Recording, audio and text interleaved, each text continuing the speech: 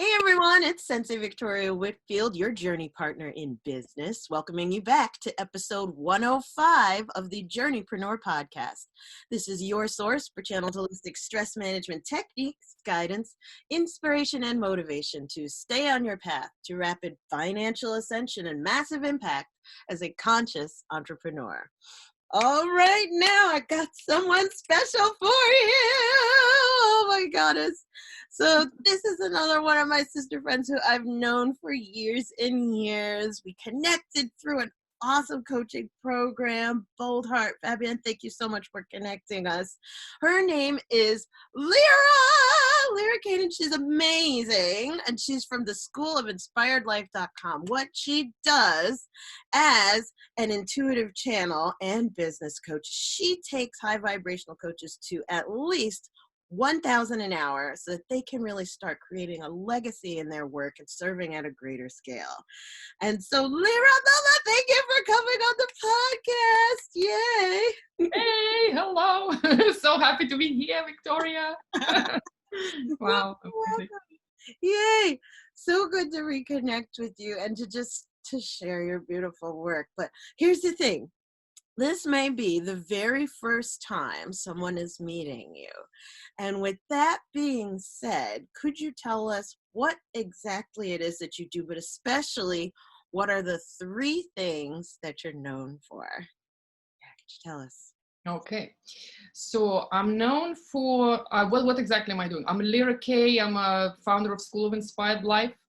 This is the training center for coaches and healers who want to be world-class and launch their own academies, certifications, schools, and who are really looking to take their work to the global level, really affect a lot of people, make an impact, be in integrity with the gift. I'm really big on that. Like, you have a gift, you have to be sharing. This is like awesome where we started, to just being able to see how it's possible for everyone.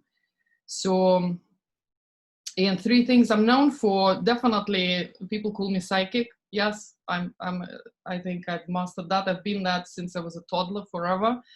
I started using it in my business directly, and it's, I would say, definitely affected the way I work and the way I charge. Definitely, yes. It's just a different way of being in life. Incredibly empowering and powerful for others and serving. So that's why. Another thing I think people tell me that I'm very direct and no nonsense. I mean, no bullshit. That's what they say. I love you because you're so real. You tell us how it is. A huge part of my teaching is really showing behind the scenes, because it's not always roses. I mean, it's like almost never roses.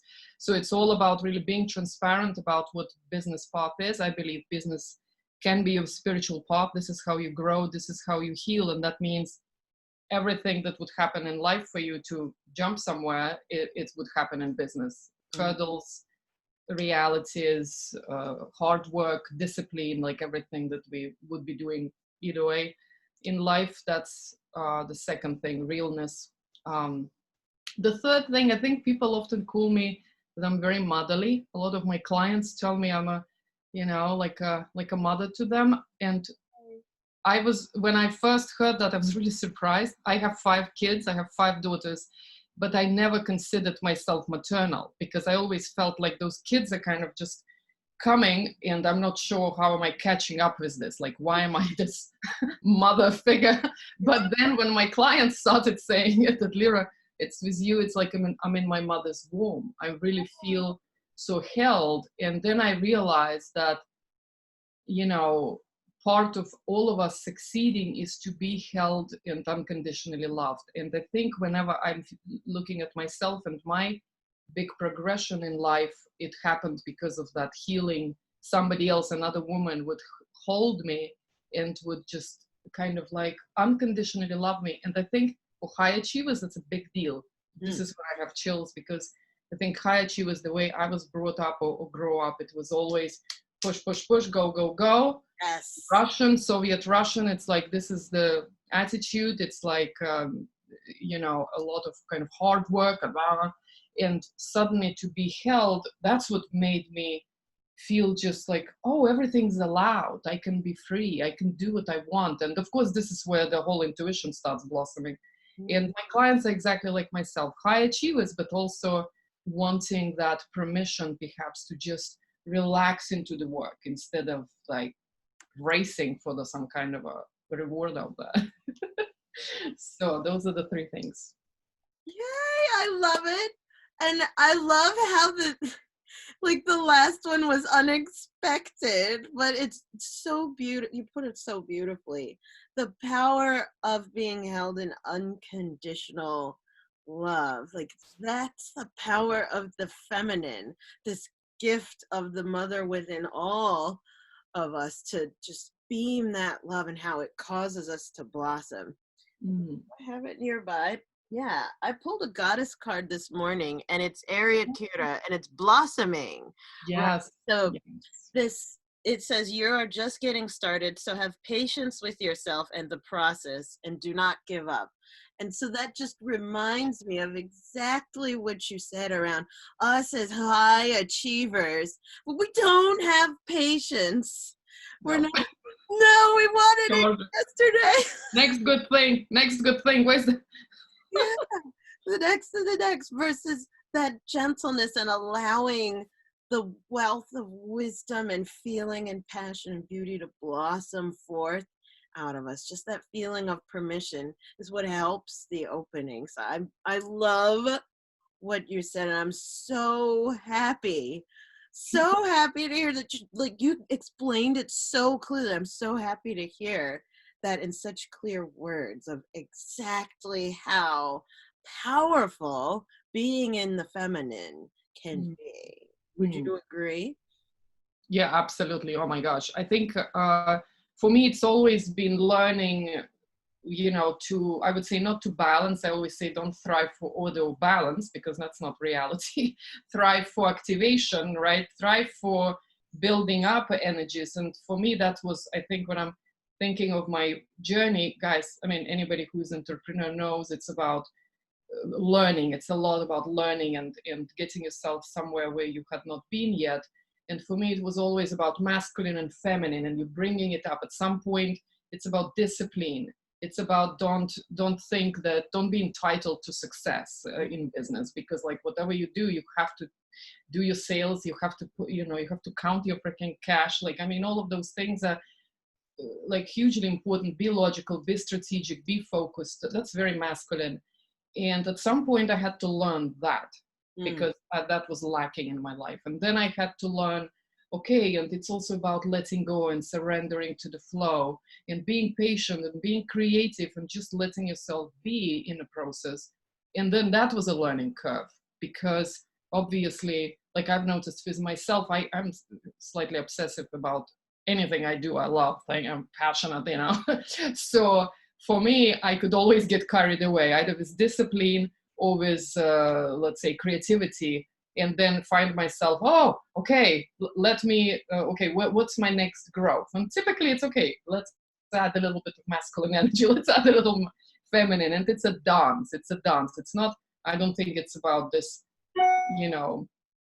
trying to wait out and to be balanced, but it's about having it present in your life. I'm big on feng shui, bringing all of the elements in, always being aware and playing with it, and at some point I would say you can afford to be playful, because you can just like, okay, I don't have to be always like so regimented. There's not always steps to everything. You are the one in charge. And at some point I think that's what I invite entrepreneurs and women entrepreneurs to do, is to really find their own process that gets them somewhere and trust it.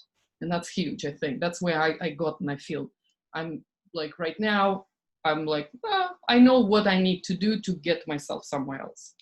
That's so powerful. And trust is something that we cannot take for granted, I feel. Like, this is something that is the lifeblood of not just our work, but our lives as like conscious beings and conscious entrepreneurs. So I want to dig a little bit deeper into maybe a bit of your backstory. Mm-hmm. And so tell us, what was the moment that you decided to really commit to being an entrepreneur, to going into this business? Like, was there a certain experience that you had that like kind of gave you an epiphany of, oh my God, this is my time to step in? Like, could you tell us what was that? Yeah. I would say there were a couple of moments. First one was the one I always say, it's often begins like that, maybe for women specifically. It's when you feel like, I'm suffocating here. I have to do this. Like, I have to do this. But it often comes from, feeling maybe hurt, deprived. I call it the dark Lilith drive. It's like, I'm done with this. Like, I'm angry right now. I need something for myself. So there was a moment like that. So it wasn't a glorious moment, but it looked like I need to stand up for myself. I need to invest in myself. Guys, when I started out, everything was dramatic. I was doing my work since I was 17 years old. I was a spiritual teacher. I was a healer, an artist. My life was with people, thousands of people around the world, creating communities. So I'm very familiar with the work. Business was not, I didn't even know the word. I didn't know the word coach. So when I, at some point, felt I was moving a lot around the countries. I lived in, I'm from Estonia. Actually, I'm Russian from Estonia. I lived in England, France. I was in Boston at some point on the East Coast, guys, as you were. And then when I moved to California, I remember this entrepreneurial vibe. But by the way, I moved because I had a psychic prediction. That was pretty crazy, taking all my family to California just on that calling. But it was, I think, the right thing to do. And when we came here, I was still doing art, and then I felt I'm too abstract. It's too far away from reality. I'm not sure what the people are all about. And I'm a big introvert, even though it's working with people, but not really kind of being very connected. It's a weird combination. And at that point, I felt, no, I want to be connected. And I remember I had this open house in my house where we just put the art out and said, everybody come. We made a lot of friends, made a lot of new neighbors. And I said, who wants to be my guinea pig? I remember when I said it like literally, I don't know why I said it. It's like so weird. At that party, I said, who wants to be my guinea pig? Come and I'll do something with you. And I'm a psychotherapist, trained psychotherapist in my 20s. And I was like, well, it's going to be some kind of psychotherapy art. Who knows? And when I started doing it, I'm like, that's not therapy. That's not art. What is it? I Googled word and I found word coach. So I went to coaching school. Yeah, that's how it started for me. And I was like, and that was my first drive. I was like, I need to do this. And it obviously cost cash. And I was like, I don't have the cash, so I'm going to freaking do whatever it takes. And that was my first kind of like decision. And then I was getting carried away with everything. So the next waking point was maybe a year or 2 years in, like a year and a half in. I was hustling so much. I was doing the pie. I was really doing 30 things or maybe 100 things for business. Oh my gosh. And cash was like that minuscule. And I remember my husband gave me an ultimatum at some point because I was working Saturdays. I became a workaholic, so it wasn't a pretty sight. And so my waking point for business, that's what I call my waking point, and that moment when my husband stood in the kitchen and said, Lira, you have to sort out your shit. Like, I mean, that was dramatic. And I was like, how dare you? I sacrificed myself for all of those people. I'm enlightening people in the world. Look at all those women telling me how I saved their lives. And he said, yeah, but you have nothing to show for it. And what we know is that you're not here present with us. Your kids are all left. The teenagers were going through hard times. I was like in my clouds, writing books about happiness, doing this whole thing. And that was when I remember I said, like gives me chills. I have to get a grip. Like, I can't play this business game anymore. I actually have to make cash. And that was when I got obsessed with learning, guys, such a trivial, nasty word kind of people think, sales. Because I was good at everything else. I was absolutely great at delivering my work. So I'm still am. this is just my drive, integrity, my passion, my life. I'm, 30 years of doing the work. Of course I can do the work. But I got okay with marketing. I had the workshops, people were coming, I had clients, but I didn't know how to charge properly, because whatever I was charging, 100 per hour, just wasn't doing anything for me. I was just paying out for all the trainings I was doing, and I was like, there's nothing. And taxes, you file your taxes, you see there's nothing. Oh yeah. There's nothing there. And I was like, oh my God. and at the same time, you see, I was not present with the family. So it's not like you playing it on your own terms. No, you are actually taking time. Like I was stealing time from my family to be able to do this, but not with nothing as a return. And when I started learning sales, that's when for me it became like, okay, because that's how you actually make cash. It's by making sales. It's not by talking about yourself or your stuff, not by doing the work. Of course, I mean, you have to be good at what you do, but that's not enough. You have to know that business side of your work. And that was like a wake up call. And luckily, as soon as I made that on my agenda, of course, immediately things started moving. I always say, you focus on cash, you're going to make cash. I mean, that's really what it is, right? So.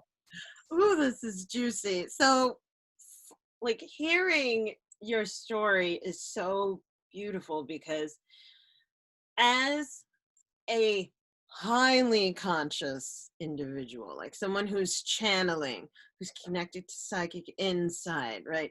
Who's helping others, breaking through and waking up and ascending and advancing and evolving, for you to share your story of opening up to sales is everything. Because us as light workers, healers, holistic therapists, readers, like spiritual, it runs the gamut, let alone coaches, accountants, plumbers, or systems engineers, whatever you're doing, marketing. Like, if you cannot receive money, you're not in business. You're in hobby. And my guides are saying, and this kind of hurts me to relay this message, but my spirit guides are saying, you're not in business, you're in love. Which, double-edged sword. You know what I call it? I call it working for likes. Working for likes, because yes, and this is the reason, like, what I'm saying about my first drive to start a business, it was that one. Because being a mom, being doing little stuff behind the scenes, I was writing books. I mean, I was doing a lot of things. It's just I was not really seen, and I was desperate to be seen. I was hungry for that love. Look at me, look how good I am, like, receive me.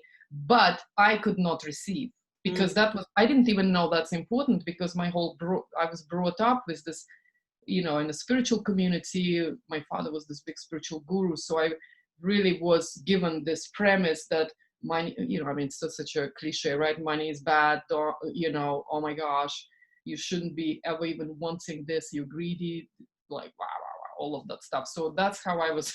So for me to begin to open my mouth and say dollar, like, I remember stuttering. I couldn't do it. I was just like, I understand that other people are doing it. It's just I'm not allowed. It's just, I understand that there's a business out there somewhere, but it's just not for me. And that's how I lived until I was like, wait a sec. I call it a reality check. In fact, people started sharing it as a hashtag. A reality check is new spirituality. A reality check is new spirituality. That's what I stand for. Reality check. Is it really dangerous to charge? Not really. Is actually inspiring. Like, for most people I work with, they're like, hey, I always say, if I can do it, you can do it, because I was so useless. That's why I'm saying it's hope, And when we're looking at, like, I was looking at you, I was looking at many people, when I came to the training, and I was looking up to women who were doing it, and they're spiritual, they are psychics, they are intuitive, they didn't compromise, but they have a business. And I was like, no, okay, this is the reality, not the reality of me that I'm not enough. Somehow it's bad for me, it's dangerous. Like, no, I'm letting that go. I'm going to heal that. And I'm going to step up for being actually very useful for people, because that's really where the money comes from. It's the value exchange. So those are the things, all things that I learned. I was like, oh my gosh, stop working for likes. Yeah. Stop working for likes and releasing the yearning of see me, validate. Well, I'm gonna put it on me. I was seeking to be validated, to have someone just love me and make me feel held, or appreciated, right, or recognized, even though when they would, I would kind of, it was like I was a trampoline. They would just try and send the love, and I would bounce it back, like boing, boing, boing, like bouncing. Oh my gosh, so familiar. Yeah, I know. Yeah, and this is something that on our own paths, right, on our own journeys as conscious beings, let alone conscious entrepreneurs, this is the stuff that we're processing so that we can continue that ascension path. And I'm curious, was there one point in particular where like you could have thrown in the towel? Like, did something happen where you're like, you know what, this sales thing or this business thing, you get, I don't know if I've got what it takes, or I don't know if I can stand this anymore. Like, did that ever happen? And if so, like, how'd you move through that? The reason why I ask is because there's somebody listening in or watching in right now who very well could be at that point, and they are on the edge of their seat saying, Goddess, give me a word, right? How did you make it through, right? And your story may be the only one that their energy can receive to help them shift it. So was there a point that you could have thrown in the towel, and what did you do to not, right? Does that make sense? Could you share? Oh yeah, absolutely. Yeah, I mean, maybe more times than I want to admit. I mean, recently, I would say even recently. And it's not like for me, so I think because I'll be teaching in about half an hour my own clients. It's a certification that they're doing with me. And one of the three kind of archetypes I wanted to talk about today with them is scientist, a warrior, and a fool. And I think those are the three that when I have to think about like what saves me from, throwing that towel or whatever, say like I'm done with this, it's those three. Because also as an artist, I learned to be a scientist. I understand the process. I'm not into this, because I remember like painting all of this, especially this one or any of my paintings, and it's like such a mess. And you'd think there's no way there's going to be anything. But because every time I deliver, every time something beautiful comes out of that mess, I already know it's going to come out. It's just I have to live through the mess. And so that is a scientist. Learn the process, learn to obviously advance, perfect, improve your process, optimize what you've got there. So that is like, but bring in your scientist, which is patience, attention to detail, attention to what really makes you, not to quit, what makes you inspired. So I do those things for myself. I take a lot of great care of myself. Those moments come up all the time, especially now. So last of the moments I had just a few months ago, because I'm scaling my business. I'm going to the next level. I have great programs I've been organically doing for years, and okay, so now it's time to put it, automate, etc. And if you've done that for yourself, Facebook ads, I mean, like shoot me now situation, it takes a lot of time, patience, and giving up is always an option, because I'm in a good place. I don't really need to go to 7 figures, like who cares? But there is for me, what I bring in my process of motivating myself, thinking about those people. I have so many requests and people I can serve, but not in the business model I have right now, which is I'm incredibly expensive. So yeah, I understand to work one-on-one with me. It's like, it's limited for people, but that's the only way I do it. So that means to take my work to the masses, I have to implement new ways, new strategies, new systems.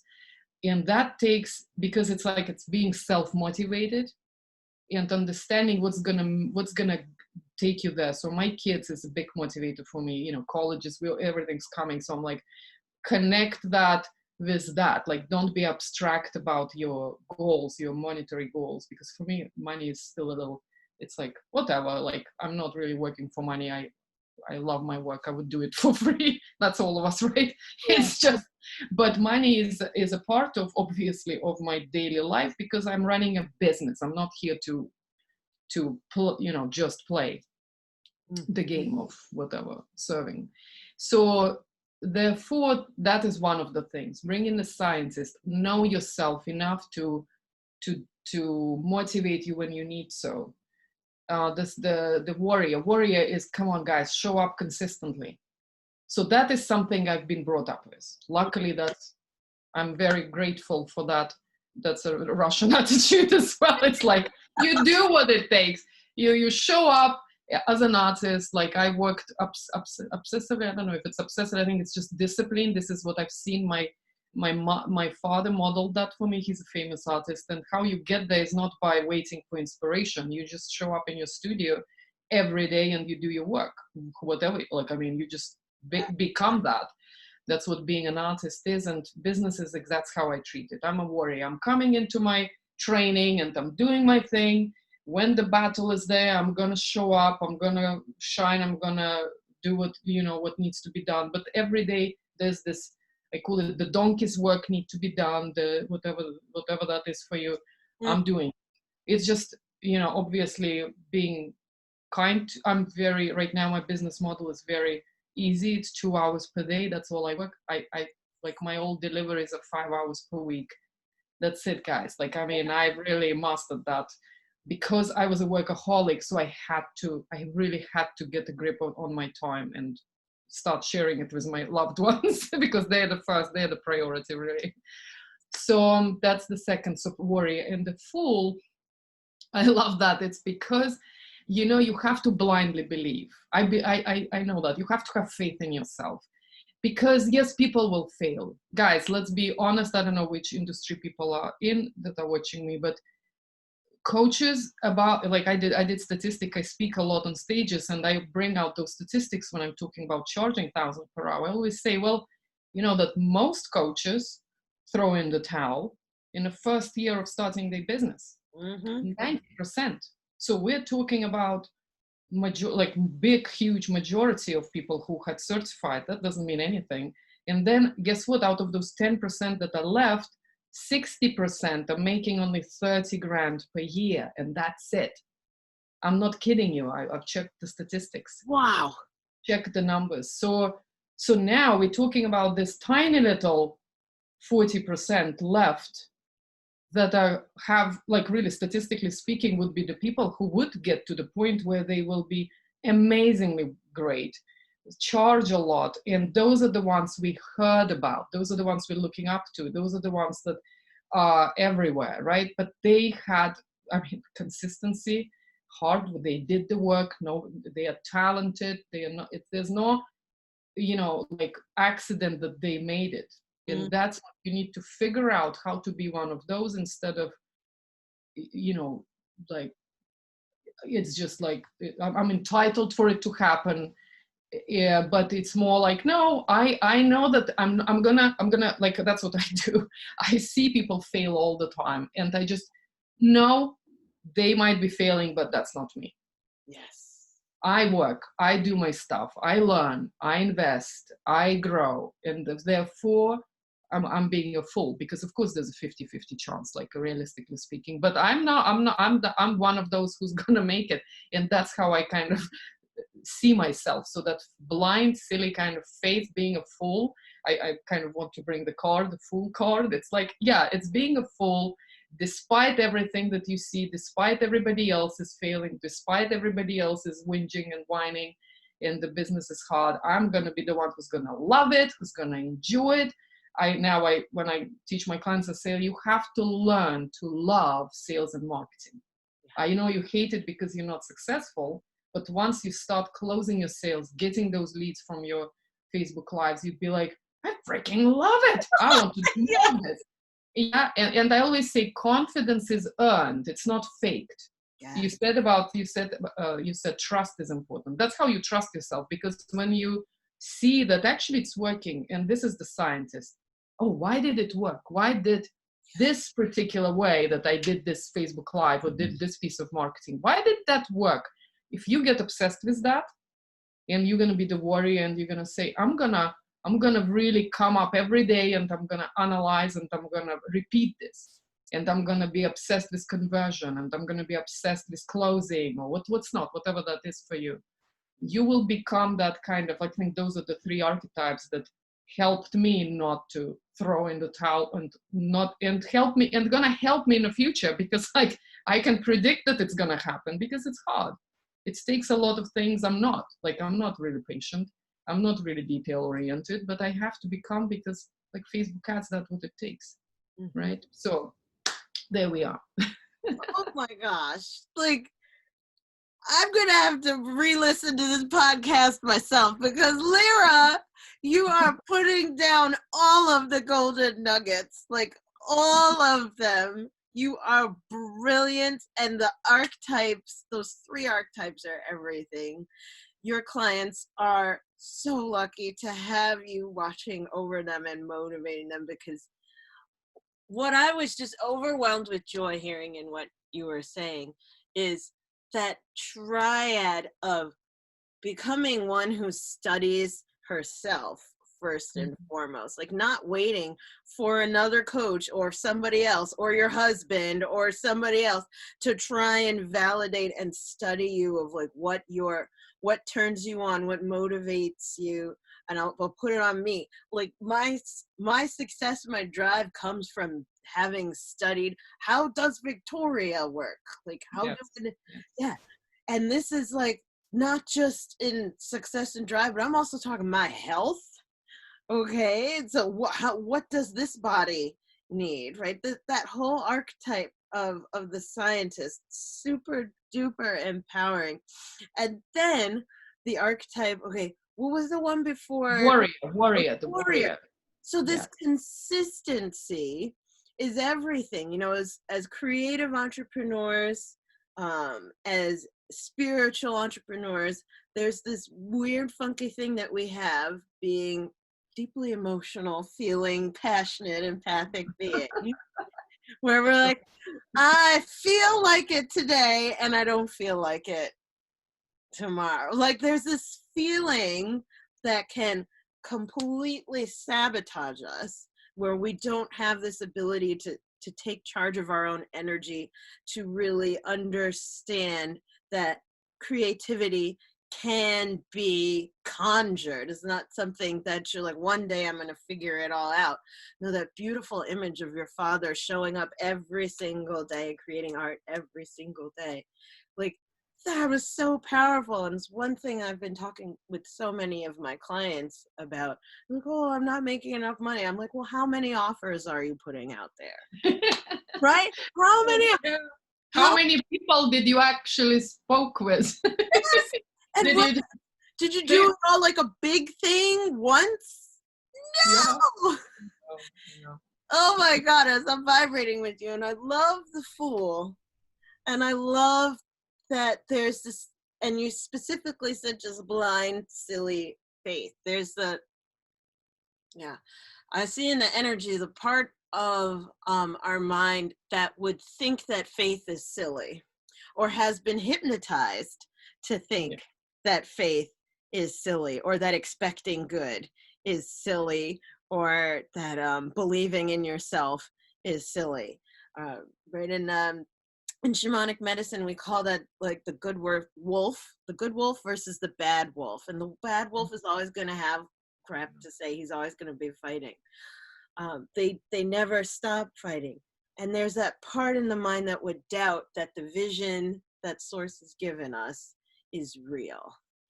But the other 2 archetypes that you shared just now are what bring the manifestation from vision down into reality. But if we can't see it in the first place, like being the fool, being the one who can see and believe that it's possible, right? If we don't have vision, we're not able to even access that, bringing that into physical reality. Would you agree? Oh, absolutely. Yeah.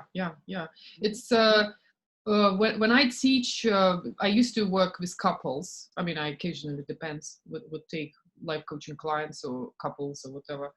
And one of the things is, like, okay, somebody, he cheated, I can't trust him, what can I do? They want to restore the marriage, so what do you do? And so I'm talking about trust as something you can actually restore, and there's a method to it, there's a process to it. So the scientist, if you start actually looking at how trust is made, and trust translates into faith, it's all internal. You have to begin with trusting yourself, and trusting yourself is not really something you can just insist on and say, I'm going to trust myself. No, you're going to prove yourself that you're trustworthy, because you're going to follow through with everything you say you're going to do. And one of the exercises I give to those couples, those people in the couple, that, put things in your calendar and follow through. And that's your job for a week. And then at the end of the week, they're like, oh my gosh, I trust myself. I can make decisions.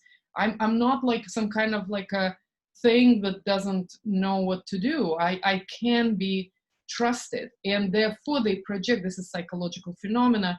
Once you feel it in yourself, you project it onto others, and then they become more trusting towards the partners. And then guess what? That translates into, I trust the universe. I trust God. I can rely on this thing. There's a point to this. There's an order to this. And but what you have to do, like where it begins, is, can I follow through with what I said? Because if you can't, then that's why the lack of trust is there. And for entrepreneurs, that's so easy. Just, make little goals and make them happen. I always say, tick your boxes. Don't leave it. Don't drag on all those projects, because obviously we have tendencies. When I started out, I used to have those unfinished projects all over the place. And then because I was working with others and preaching to others, and then I'm like, why am I not? This is the same thing. I can do it in business. Follow through, complete things, harvest the results, and then it's, that's where the actual success is coming from. It's those little things building up. I love it. And it's so true, right? Creating our own momentum of trust in ourselves. Like this, here's the thing. Lira, goddess, you have got like a mountain of wisdom. Like this is only the tip of the iceberg. And I know I'm receiving joy and nourishment myself from getting to hear from you. And I am so full of appreciation. And I know my listeners who are tuning in right now are feeling the same way. So here it is. I always ask, I want to know, where do we get to go and celebrate you? Like, it is so joyful and pleasurable and empowering to get to celebrate other conscious entrepreneurs who know what the hell they're doing and doing it big and sharing abundantly. Like for you guys, I want us to know, where do we get to go and celebrate you? Tell us. Thank you.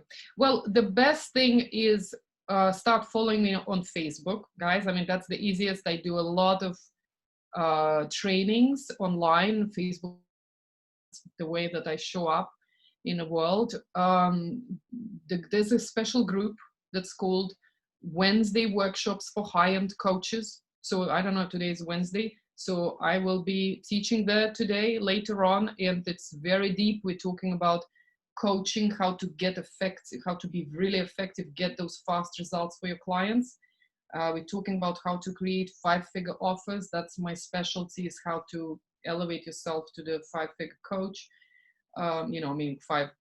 This is what you charge, like 1,000 per hour. That's what we're talking about. I mean, way more, really, honestly. That's where I think coaches need to be, because they transform lives. So yes, it's worth everything. It's just, you need to understand how it's done. I teach marketing, sales, obviously, all of that stuff. I call it controversial because it goes against the grain of many of the whatever you get there on marketing trainings. I teach marketing from the heart. There's no script. Sales the same, no script. I call sane, practical approach to sales. That's what I believe works very well for that kind of pricing. It's what I do. So it's very straight. It's just very normal. And all of that is in that Facebook Wednesday workshops for high-end coaches international. Because I work with people all over the world. So there they are gathering and listening and connecting and learning. So this is what we do. That's the best. And then from that group, you can find all sorts of things there. There's offers. There's obviously schoolofinspiredlife.com has got all my details, more resources for people. So yes. Thank you. I love it. And I'm excited to tune in to that Facebook. Like, I want to see. I won't be able to be on live, but I'm definitely going to peek at the recording. But oh my goddess, thank you for that. Yay. And thank you for coming on the podcast and just sharing your wisdom so abundantly. It is so juicy to get to witness you and to just receive more of that energetic encodement. Just thank you so much. Thank you, Victoria. That was amazing here. And it was just what I felt was like this vibe that we have. It's just awesome. It's really awesome. I think you get this, you understand what we're talking about, because I think it's like archetypally, this is our path. As spiritual entrepreneurs, we have to figure things out. And it's almost inevitable that we go that way and we become more real and we become more disciplined and we become more courageous in our work. And that's what I see. I see you like that. And I'm very, very grateful to be here. Thank you. Yay, 100%. I received that. And thank you, guys. Yay.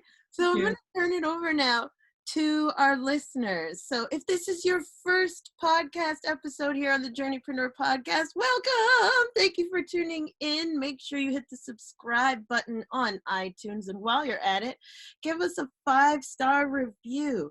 In that 5-star review, there's the comment box. This is episode 105. Let us know what was the one thing that Lira said that just opened your heart and opened your mind. I would love to see that. And to those of you who are tuning in who have been supporting the podcast, thank you. I love reading your stories. Thank you for liking, sharing, and supporting. This is spreading powerful information to our tribe worldwide. So big hugs and love to you. And as always, to end the episode, I'm gonna say it.